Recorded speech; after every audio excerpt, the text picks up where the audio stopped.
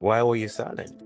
So, without getting into too much of the details, was in a very toxic relationship where the person that I was with basically muted me in a way that Mhm. made me feel like sharing myself and expressing myself and sharing just who I am and where I came from was not allowed, and that I needed to Mhm. be very private and very quiet, and that I shouldn't speak up about certain things because I needed to be more to myself. And so, what has also been a really healing journey for me with relaunching this podcast is it's my way to get my voice back and really prove to myself that is not who I am, to stay quiet and to just keep everything to myself and hide things out of like shame or because someone doesn't want me to share my side of things, but more so to Mhm. have the courage to really get back to being authentic and sharing my voice and sharing my truth, regardless of what other people think or how other people will perceive that. Well, thank you for sharing that. I think other people will find that valuable because a lot of times I think your voice, having a voice, is like one of the most powerful things, and most people don't see the value until they don't have it. When you speak,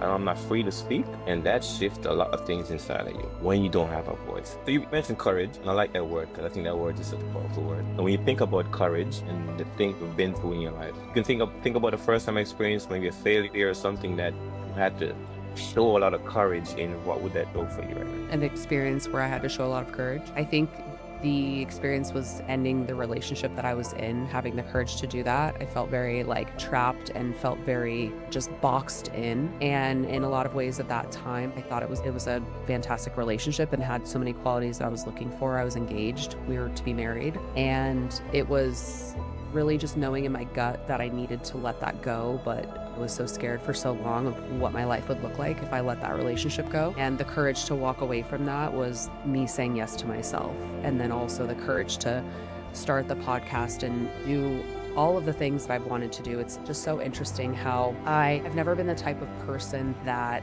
has ever, like, I'm very alpha personality. Okay. I don't let people like control or tell me what to do. Like, I'm a free spirit. I'm gonna do what I want to do regardless. And this was the first time in my life that I really didn't feel like myself. And I'd always had a dream of being on stage and speaking and empowering others and being this big figure that could really help really change a lot of people's lives. And being in the relationship and threw away essentially all of those dreams because I felt that if I were to go do that, he would not approve. And for whatever reason, he wanted that approval more than I wanted to be authentic. So having the courage to walk away from that and start over and start to relearn how to say and know that say what I want to say and know that it's okay. Know that I'm not going to be Mhm. shamed or criticized or that I'm doing anything wrong or bad by speaking my truth has been like probably the most courageous things that I've done in a long time. I'm glad you're enjoying the podcast. Before we continue, I have a gift for you. Since 2016, I have read and listened to over 100 books so far. It's gonna be 1,000. I organized them into a library and I handpicked the top 100 books I recommend to my clients, my friends, and the people in my community. Books on storytelling, language, and personal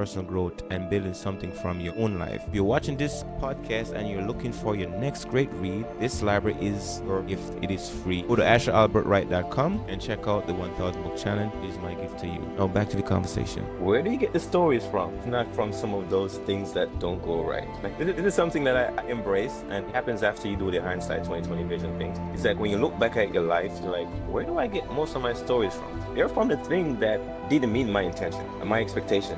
Like, man, I mean, those are some of the great ones to tell. I had all this expectation, but fall short.